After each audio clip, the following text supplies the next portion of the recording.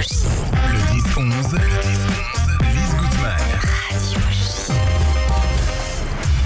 Radio J. Les rendez-vous du mage.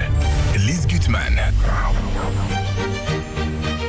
Sophie Andrieux, bonjour. Bonjour Lise Gutmann. Alors, au mage, vous êtes la programmatrice de l'auditorium qui est vraiment au cœur du musée d'art et d'histoire du judaïsme pour les auditeurs qui ne le sauraient pas encore.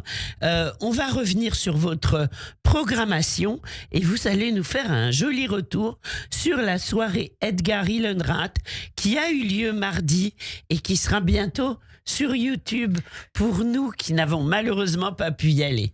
Oui Lise, j'avais envie de revenir sur cette rencontre qui s'est tenue donc à l'auditorium mardi autour de Edgar Hillenrath, qui est un écrivain juif de langue allemande connu pour son impertinence et son humour. Il est né en 1926 dans une famille juive assimilée de Leipzig, réfugié ensuite en Roumanie.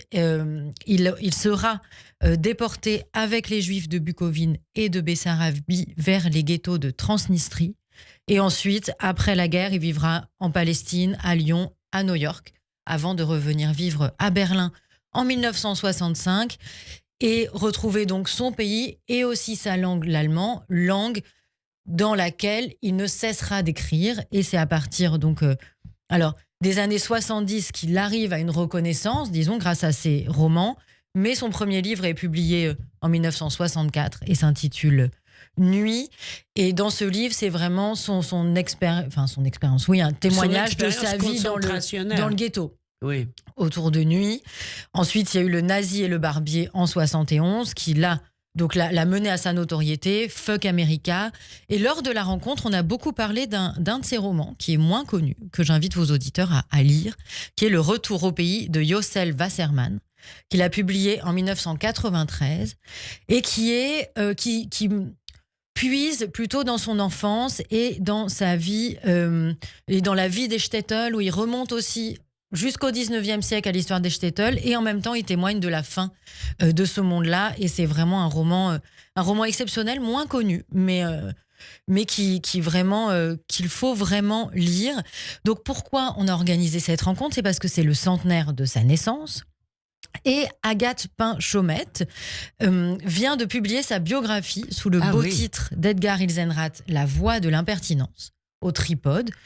Les éditions Le Tripode qui ont retraduit et qui ne cessent de publier ou de republier en tout cas les romans d'Hillenrath. Et c'était une conversation avec Jonathan Ayoun extrêmement vive, extrêmement riche. Vraiment, ils nous ont régalés parce que tous les deux étaient habités par cette œuvre, par l'histoire de cet homme, par sa personnalité assez particulière, parce que dans ses textes, il est très impertinent, très drôle. Et en fait, dans la vie, c'était un homme très réservé, avec, je ne sais pas si vous voyez, mais il avait toujours un béret, c'est physiquement un petit homme. Et donc, ils ont vraiment réussi à nous permettre de le connaître, de le rencontrer. Comme on dit, petit par la taille, mais grand par son talent. Ah, ça, et c'est ses sûr. écrits. Ça, c'est sûr. Voilà, ça, c'est important. Et voilà. C'est pour ça que c'est bien de nous le faire connaître, reconnaître. Et grâce à vous, c'est vrai que ça permet de découvrir cette personnalité hors norme. Donc, on pourra la voir bientôt. Sur notre chaîne YouTube, d'ici la fin de la semaine. Génial. Donc de quoi passer un bon week-end. Voilà. Alors, des événements à venir très variés, très éclectiques. Oui, très éclectiques, parce qu'on va avoir une rencontre sur, un témoignage de la révolution russe et de qu'est-ce que ça transmet. Une rencontre aussi avec un boxeur professionnel et un colloque sur les Juifs de Champagne au Moyen-Âge. Ah oui, c'est vraiment très varié. C'est très varié. Alors tout ça sera après les 2 ponts qui vont permettre à l'équipe du Mage et notamment à moi de faire une petite pause. Et qui vont permettre à beaucoup de Parisiens de partir. C'est ça. Alors, le musée sera ouvert. Le musée sera ouvert. On pourra c'est bien voir sûr les collections, l'occasion de revenir voir la collection permanente, de découvrir notre exposition temporaire consacrée à l'artiste textile et chorégraphe Noah Eshkol, de voir aussi notre exposition de dessins de Chaim Kaliski dans les foyers, et de voir aussi, pour ceux qui ne vont pas souvent dans les collections permanentes, on a remis des œuvres, on a réaccroché des œuvres d'artistes de l'école de Paris et notamment Raïm Soutine. Et vous savez à Qu'on quel point adore. je Voilà. l'adore. Donc c'est aussi l'occasion de revoir ces œuvres-là. Alors, Donc n'hésitez pas, il y a beaucoup de jours fériés. donc, bien sûr, quelques mots sur la rencontre autour de Vera Broido. Alors Vera Broido, on peut dire que c'est une fille de la Révolution russe. Oui, Elle est née en 1907 à Saint-Pétersbourg et c'est la fille de Marc et Eva Broido qui ne sont pas connus, hein, c'est pas des grandes figures de la Oui. Révolution russe, mais ils ont tous les deux dédié leur vie à la cause révolutionnaire et émancipatrice qui agitait depuis plusieurs décennies la Russie. Et elle, arrivée à l'âge adulte, a écrit un texte extrêmement riche qui revient sur ses années de jeunesse avec ses parents, donc ballottée entre la relégation en Sibérie du temps du Tsar, l'éclatement de la Révolution d'octobre, puis un exil sans retour vers l'Europe. Et donc, elle témoigne de cette vie et de cette histoire extrêmement complexe. Elle questionne aussi le rôle des femmes juives dans le mouvement révolutionnaire, dans les mouvements révolutionnaires européens. C'est un texte qui vient d'être traduit donc en français par Anne Foucault et Maria Mataleev aux éditions Alia. Et donc, voilà, c'est un peu... donc elles vont intervenir. Voilà, pour elles vont présenter, intervenir. oui. C'est vrai que c'est pas une figure connue, c'est pas Emma Goldman, c'est pas. Bien sûr. Mais Mais c'est voilà, on une a trouvé figure intéressant qui- parce voilà, que ça qui raconte une mérite histoire. d'être connu pour Tout à fait. l'histoire. Et le texte, Voilà. son texte qui est un témoignage mais littéraire est très beau à lire, très prenant aussi. On suit vraiment plusieurs décennies de l'histoire russe et de l'engagement révolutionnaire. Et nous aurons donc sur le plateau les deux jeunes traductrices. Et également, nous aurons le plaisir d'avoir Thomas Chopard, donc l'historien spécialiste de cette période-là aussi. Donc même si vos auditeurs ne la connaissent pas, ça ne parle pas, mais vraiment c'est l'occasion de De découvrir, découvrir. voilà, C'est une pour histoire ça aussi. intéressante et un beau texte littéraire aussi. Mais Sophie, c'est pour ça que le musée Exactement. fait tout cela pour porter à notre connaissance des artistes qu'on ne connaît pas, des écrivains qu'on ne connaît pas. Et c'est ça qui est passionnant justement dans la vision que vous avez de la transmission d'un certain judaïsme. Bah, merci Lise de relever ça. C'est vrai qu'on veille à évidemment mettre à l'honneur des grandes figures et Bien sûr. toujours y revenir parce que elles sont fondamentales et elles nous aident aussi à penser ce qui se passe et ce qui nous entoure, mais à travers ça, dans les interstices, on peut dire, faire découvrir des figures plus confidentielles où c'est tout aussi important pour nous. Donc c'est un jeu Bien d'équilibre et nous sommes très heureux parce que le public suit ça aussi, il nous fait confiance là-dessus et donc j'en profite pour l'en remercier. Voilà. Une rencontre sur la boxe. Alors là, complètement qui rien à Rien voir. à voir, oui. Avec André Zeytoun. Oui. Alors moi, je ne l'ai pas encore rencontré, mais nous avons hâte. Donc c'est un sportif, une figure mythique, Lise, de la boxe thaïlandaise en France. Oui. Il est né en 1965 en Israël d'un père juif tunisien, lui-même boxeur. Il passe son enfance et son adolescence à la Courneuve, à la Cité des 4000. Et très jeune, donc en 1984 et 85, il a le titre de champion de France junior de boxe thaï.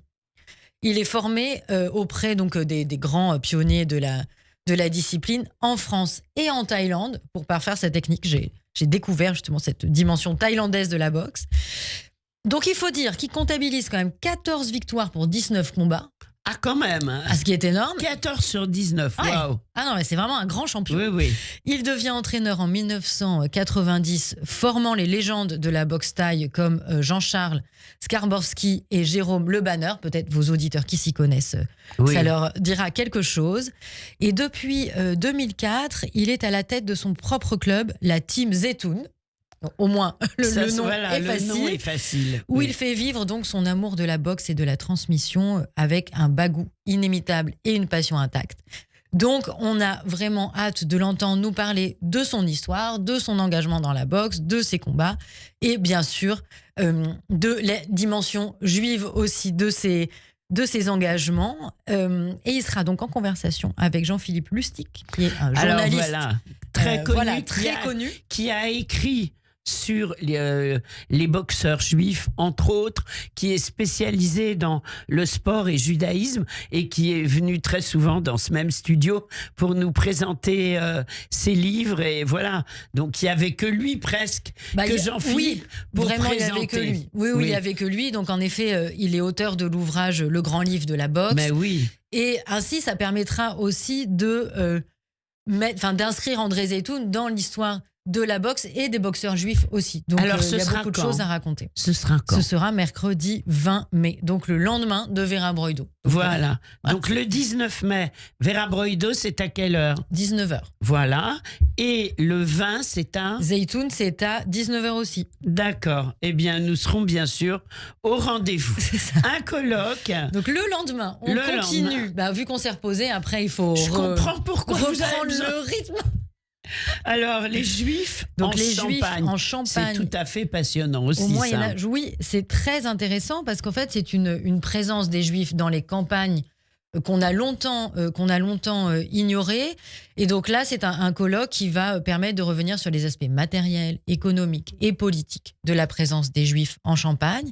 Et leur inscription dans le monde médiéval seront étudiées ou examinées à travers la relecture de sources connues au prisme de questionnements renouvelés à la faveur de documents inédits ou de témoignages matériels, tels que le mikvé découvert à Châlons en Champagne. Oui, bien sûr. Et c'est un colloque qui est organisé à l'occasion de l'exposition Les Juifs en Champagne au cœur de la vie médiévale aux Archives nationales. Une Donc très belle c'est presque exposition qu'il faut Major les murs. aller voir. Non, c'est pas hors les murs, c'est au musée, mais c'est en écho à une exposition. En écho à une autre expo. Voilà, d'accord. une exposition organisée par une autre institution. Donc Oui. c'est aussi l'occasion d'un partenariat avec les Archives nationales et avec l'université. Donc, Et colloque sur les c'est Juifs. dirigé par Claire Soussen. Voilà. Et ce colloque, donc, on redonne la date. Alors on redonne la date, C'est c'est le 20 jeudi 21 mai 21 et mai. toute la journée de 9h30 à 17h. D'accord. Donc, un colloque, on s'inscrit. Il faut vraiment aller C'est sur. gratuit. Oui, mais on Mais il s'inscrit faut quand s'inscrire. même. Donc, on va sur. Oui, on va sur le site, pareil, maj.org, à la page du colloque Les Juifs en Champagne, et il suffit de Bien s'inscrire. Voilà. La nuit des musées arrive à grands pas.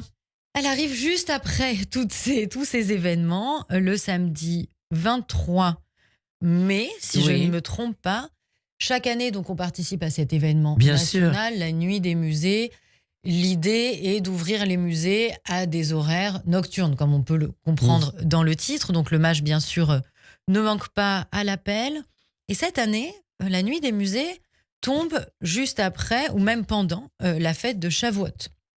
Donc ma collègue Élise Malka, donc directrice du service éducation et médiation, qui coordonne cet événement, a invité cette année l'artiste franco-israélienne Tammy Notsani, qui va donc lors de cette nuit ou longue soirée interroger les thèmes de l'identité et de la transmission et de l'intime en proposant au public de réaliser des couronnes de fleurs.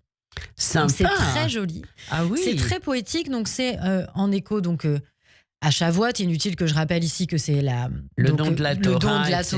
Oui. et aussi donc la célébration de la saison des moissons. Oui.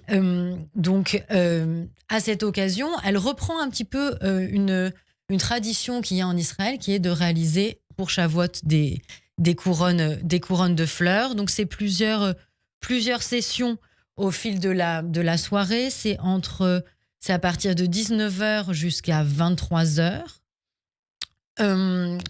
Quoi Donc, vous on dire vient- d'autre? on vient Donc au vous musée. venez en Voilà. famille. Vous pouvez donc faire un tour dans les collections du musée et ensuite participer à cet atelier. Et alors, ce qui est génial, c'est que déjà, vous repartez avec votre couronne de fleurs. C'est quand Donc même quand sympa. même, Ouais, comme ouais. une déesse ou un dieu de la nature. Et il y a aussi un labo photo Oui. qui va être monté donc dans la salle des ateliers, où l'artiste va prendre donc chaque personne en photographie avec sa couronne, et ensuite vous recevrez la photo quelques semaines plus tard, donc en souvenir Non, de mais cette de cette nuit des musées et de cette fête de Shavuot, célébrer hommage. Et il y a aussi... Vous êtes formidable, c'est incroyable. Ça s'appelle se réinventer, je trouve. Ah bah ça, on n'arrête pas d'avoir des nouvelles idées. Incroyables. Mais c'est parce que voilà, il se passe aussi beaucoup de choses dans le monde juif, ou en tout cas en lien avec la culture et la religion juive. Donc on ne fait que en être aussi l'écho ou le passeur. Donc c'est un grand merci plutôt à tout le monde qui œuvre chaque jour. Et je voulais dire, juste pour terminer, que de 18h à 19h, il y a la restitution d'un projet d'une classe de CE2 de l'école Marcel Guillemot. Et ils vont devenir... Donc, ils ont travaillé avec leur maîtresse, ils sont venus plusieurs fois au musée. Et donc, ils ont relevé dans l'exposition permanente des œuvres inspirées de la nature et du cycle des saisons. Et le temps d'une heure, ça va être eux les médiateurs. Donc, ils vont pouvoir montrer au public les œuvres sur lesquelles ils ont travaillé, qu'ils ont aimées, et donc en parler et transmettre et les expliquer au public et notamment au jeune public. Donc vraiment, venez aussi avec vos enfants et pour une fois, les guides de musée auront leur âge. Donc je pense que ça peut être totalement réjouissant. Oui, tout donc à fait. Une très belle soirée hommage en perspective. Eh bien, hommage et hommage, voilà. On fait un jeu de mots. Donc, une actualité vraiment très riche, exceptionnelle, très, très riche. Il nous reste un peu de temps. Quelques mots sur le 21 juin, la fête de la musique dimanche. Alors pour la fête de la musique, donc c'est un dimanche, mais on reste à vous proposer quand même un événement en soirée. Donc ce sera de 20h à 22h30. On a invité le groupe Electro-Schmock. Alors ça ne vous dit rien parce que c'est une nouvelle création, notamment portée par David Konopnicki. David Konopnicki qu'on connaît pour son groupe Otorino, qui a fait un concert au musée il y a peu. Voilà, il y a peu, c'était dans le cadre du festival Jazz & Klezmer en novembre. Et là, il reprend les répertoires klezmer, mais aussi d'Afrique du Nord, à la sauce électro, avec donc un groupe, elles sont des nouvelles créations, donc ça va être incroyable. Ça va être une belle découverte. Et en invité, nous aurons le plaisir d'avoir le groupe Neshima, qui sont 3 jeunes femmes qui se réapproprient le répertoire des chants religieux traditionnels, avec beaucoup de grâce, d'inventivité, de modernité. Donc vraiment, c'est une soirée... Pour le coup, vous allez redire, Lise, qu'on se réinvente, mais en effet, ce sont des nouveautés et on se réjouit de pouvoir les partager avec le public. Ça va être formidable. On aura l'occasion, bien sûr, d'en reparler. Donc, on s'inscrit, on voit toute l'actu sur mash.org. Merci beaucoup. Voilà, on s'inscrit aussi sur la newsletter afin d'avoir toutes les informations tous les 15 jours. Merci beaucoup. Merci Lise. Carole Macré d'avoir... pardon. J'ai bugué. Merci beaucoup Sophie Andrieux d'avoir été avec nous. On termine avec Neshima. Écoutez. Ah super. Voilà. C'est un beau cadeau que vous me faites. Voilà. Et qu'on fait à nos auditrices et à nos auditeurs. Merci, au revoir.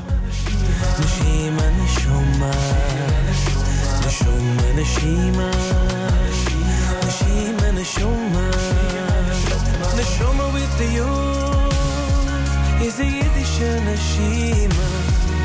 Neshima with you is a Yiddish Neshama. Neshama with you is a Yiddish Neshima. Neshima with you is a Yiddish Neshama.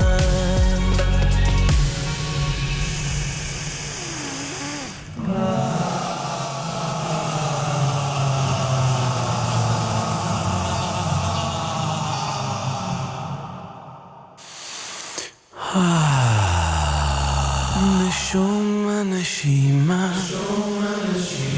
Neshima, Neshama, Neshama, Neshima, Neshima, Neshama, Neshama, Neshima, Neshima, Neshima, Neshima, Yiddish Neshama. Now let's take 7 breaths. Beginnen auf Shabbos. Now let's take 2 deep breaths for Shema Zachar.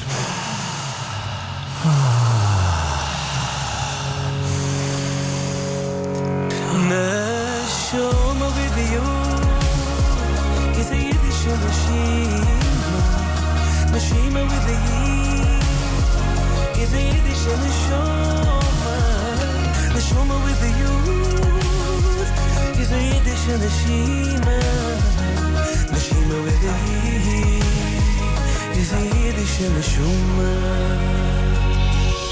The breath, the oxygen, the ruach is not only to relax. Sometimes it needs to wake up. The rachni is the gashmi is.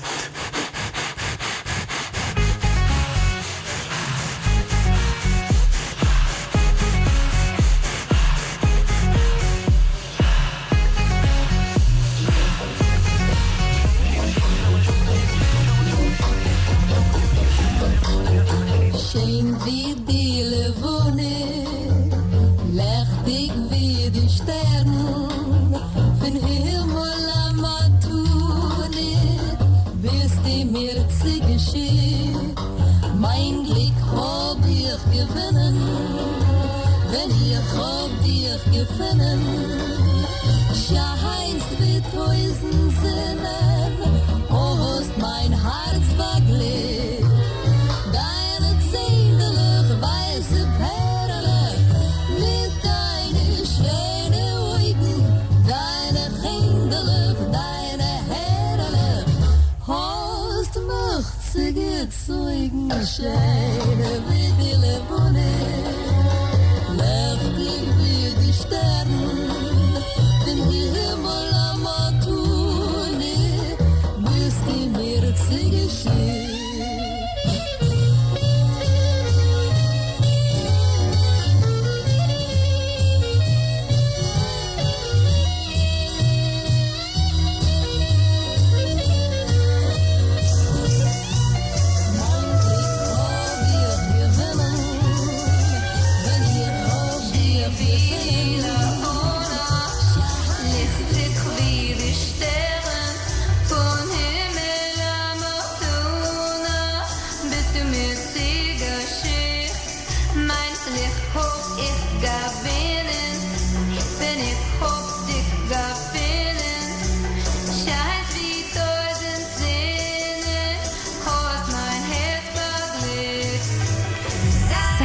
C'est uniquement sur Radio J. Radio J. Radio J. Radio J. Le 6-9. Bonjour, c'est Paul Amar. Je vous retrouve chaque vendredi à 7h45 pour un grand décryptage de l'actualité, un tour d'horizon complet pour mieux comprendre le monde.